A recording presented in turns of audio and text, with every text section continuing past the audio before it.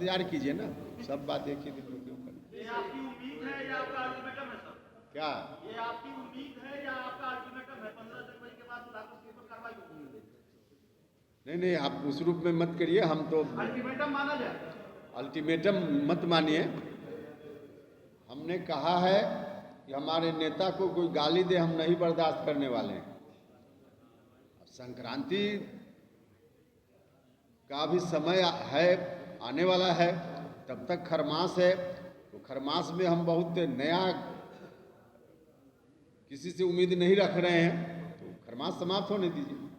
BJP वाले ये कहते हुए नजर आ रहे हैं कि जो जातीय जनगणना शुरू हुआ है आज से, उसको लेकर नीतीश जी कुछ अपना स्वार्थ उसमें दिखा रहे हैं। क्या लोगों से प्रार्थना करना चाहता हूं कि इस तरह की खबरें उस रूप में न प्रकाशित हो। नीतीश कुमार जी के साथ फिर से मैंने अपनी पुरानी पार्टी का विलय किया है। नीतीश कुमार जी सामाजिक न्याय के आंदोलन को बल देने वाले सबसे बड़े नेता आज की तारीख में भी हिंदुस्तान में हैं। सामाजिक न्याय लोगों तक अधिक से अधिक पहुंचे, इस बात के सबसे बड़े शुभचिंतक हैं नीतीश कुमार जी, और हम सब लोग उनके साथ इसलिए काम कर रहे हैं। और काम हमने महसूस किया था कि पार्टी जो हमारी चल रही थी उसको अलग से रखने की ज़रूरत नहीं है, इस काम को नीतीश कुमार जी के नेतृत्व में, क्योंकि आज की तारीख में देश में सबसे बड़े नेता हैं इस रूप में, तो उनके साथ मिलकर हम लोग करेंगे। तो हमारा फैसला उस वक्त हुआ, वह फैसला है, उस वक्त हमने किया, आज भी है और आगे भी रहेगा। इसमें कोई इधर उधर से कोई व्यक्ति अगर गलत अर्थ लगाने का प्रयास कर रहा हो तो इस पर मेरी घोर आपत्ति है। इसलिए हमने आज आप सब लोगों को कष्ट दिया। कहाँ रखा जाए नहीं रखा जाए यह मुख्यमंत्री जी का निर्णय होता है, उस पर मेरी कोई टिप्पणी नहीं है। यह निर्णय मुख्यमंत्री जी को करना होता है, उन्हीं का जिम्मा होता है। सर, आरजेडी के जिस विधायक के बयान से आपको आपत्ति है, वो विधायक ने बयान दिया है और दावा किया है कि पार्टी 100% उनके साथ खड़ी है। और इतने दिनों से आप बोल रहे हैं, लेकिन अब तक कार्रवाई की बात तो छोड़िए, उस पर किसी तरह की प्रतिक्रिया भी नहीं आ रही है। आप संसदीय बोर्ड के अध्यक्ष हैं जेडीयू के। देखिए, इसमें बहुत लोग कई बार अच्छा काम करने के लिए खरमास समाप्त होने का भी इंतजार करते हैं, तो थोड़ा इंतजार कर लीजिए। सुधाकर सिंह जी का एक बयान आया है, काम करने के लिए खरवास का इंतजार किया जाता है, ये तो हटाने वाली बात है। मुख्यमंत्री पर उन्होंने इतनी घोर आपत्तिजनक बयान दिया, उसके बाद भी आपके कहने के बाद भी उनको हटाया नहीं जा। और दूसरी तरफ ये भी कह रहे हैं जग्गानंद जी कि प्रधानमंत्री बनने के लिए लालू जी ने तिलक लगा दिया है, अब जाए वो। कई लोगों को प्रधानमंत्री बना चुके हैं और नीतीश कुमार को भी आशीर्वाद दे दिया। देखिए, हमारी पार्टी ने तो पहले ही कहा है कि विपक्ष को पूरे देश भर में एक करने की मुहिम में नीतीश कुमार जी लगे हुए। नहीं, हिंदुस्तान की जनता की कृपा से कोई बनेगा, कोई लालू जी कराएंगे। नहीं, किसी व्यक्ति के कहने से देखिए सहयोग सब लोगों का होता है, लेकिन जनता की कृपा से कोई व्यक्ति मुख्यमंत्री प्रधानमंत्री बनता है। सर, अगर ऐसा होता है कि प्रधानमंत्री का वो चेहरा बनते हैं महागठबंधन की तरफ से, तो क्या जदयू का विलय हो जाएगा राजद में, जैसे खबरें आ रही थी पहले? देखिए, फिर यही सब भ्रामक बात है। जेडीयू का विलय होना न होना मुख्यमंत्री जी ने खुद ही साफ साफ कह दिया है।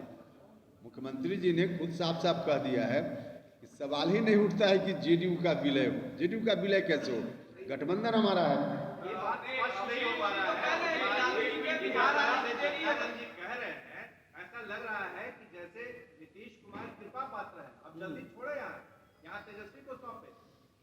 कृपा पात्र है, ये आपको आपत्ति शिखंडी शब्द पर है, तो उनके पिताजी जग्गानंद जी तो ये कह रहे हैं कि लालू जी ने तिलक लगा दिया। तो किसी भी तरह से शोभनीय नहीं है, गलत है, आपत्तिजनक है। और मुझको व्यक्तिगत रूप से काफी उनके इस वक्तव्य के कारण मेरा मन आहत हुआ, मुझको दुख पहुंचा। और इसलिए हमने कहा, जिसको हम आज भी दोहरा रहे हैं, कि इस तरह की टिप्पणी, इस तरह के आपत्तिजनक शब्दों का प्रयोग व्यक्तिगत रूप में हमारे नेता के प्रति हो, यह हम नहीं बर्दाश्त करने वाले हैं। यही बात हमने उस दिन भी कही थी और उसके लिए हमने आपत्ति दर्ज कराई है और इस बात की भी व्याख्या अलग तरीके से की जा रही है। अभी कहा गया एक खबर में, 14 जनवरी को संक्रांति के अवसर पे हमने एक भोज रखा है दही चूड़ा का। उसके निमंत्रण के बारे में, उसके आयोजन के बारे में एक जगह खबर छपी कि एक सामाजिक संगठन के बैनर से इस कार्यक्रम का आयोजन हो रहा है। कहीं सामाजिक संगठन इस कार्यक्रम के आयोजन में नहीं है। जो आमंत्रण पत्र बांटा जा रहा है उसको आप लोग देख सकते हैं। उस आमंत्रण पत्र में उपेंद्र कुशवाहा संसदीय बोर्ड अध्यक्ष जनता दल यूनाइटेड, यह आकांक्षी के रूप में, इस रूप में नाम छपा है और फिर उस संगठन का नाम लेकर उस पर कहा गया कि इस संगठन से दही चूड़ा भोज का आयोजन हो रहा है। यह तो देखने वाली चीज है, कोई प्रमाण की जरूरत है नहीं। जहां तक किसी सामाजिक संगठन का मामला है तो सामाजिक संगठन की अलग भूमिका होती है, राजनीतिक संगठनों की अलग भूमिका होती है और किसी राजनीतिक दल में रहते हुए कोई व्यक्ति किसी और सामाजिक संगठन में न रहे, यह तो होता नहीं है। ऐसा कोई व्यक्ति रह सकता है किसी भी सामाजिक संगठन में और बहुत सारे लोग हैं। तमाम राजनीतिक दलों में देखिएगा तो लोग अलग अलग संगठनों में, सामाजिक संगठनों में कमिटमेंट किसके साथ कहाँ क्या हुआ ये आपको कैसे मालूम? यह जो अर्थ खुद से कोई लगा ले रहा है कि क्या कमिटमेंट हुआ, अर्थ खुद से न लगाया जाए। और बाकी जो कुछ भी आप कह रहे हैं तो यह पार्टी निर्णय लेती है ना। नहीं, कुशवाहा जी, पार्टी निर्णय की बात है। आपत्ति व्यक्त कीजिए, लेकिन उसको अलग तरीके से अर्थ निकालना यह किसी के लिए भी ठीक नहीं है। तमाम राजनीतिक दल के कार्यकर्ताओं को आज ऐसा होना चाहिए कि पार्टी के प्रति पूरी वफादारी हो, निष्ठा हो,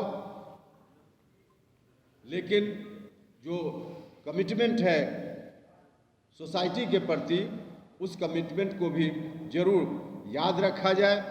और इसी को याद रखने के कारण मुझको, जैसा कि हमने कहा कि नीतीश कुमार जी के नेतृत्व में इस कमिटमेंट को पूरा करना संभव है, इसलिए हम पार्टी में आए हैं और मजबूती से खड़े रहेंगे, इतना हम आपको आश्वस्त करते हैं। बहुत दुखी मन से यह बात मुझको कहना पड़ रहा है कि आज की तारीख में यह बात कहने की मुझको ज़रूरत पड़ रही है।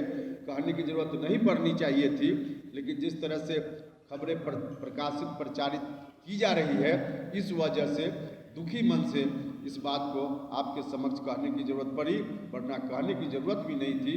सब लोगों को मालूम है मेरा कमिटमेंट किस तरह से चलता है। बस यही कहना था।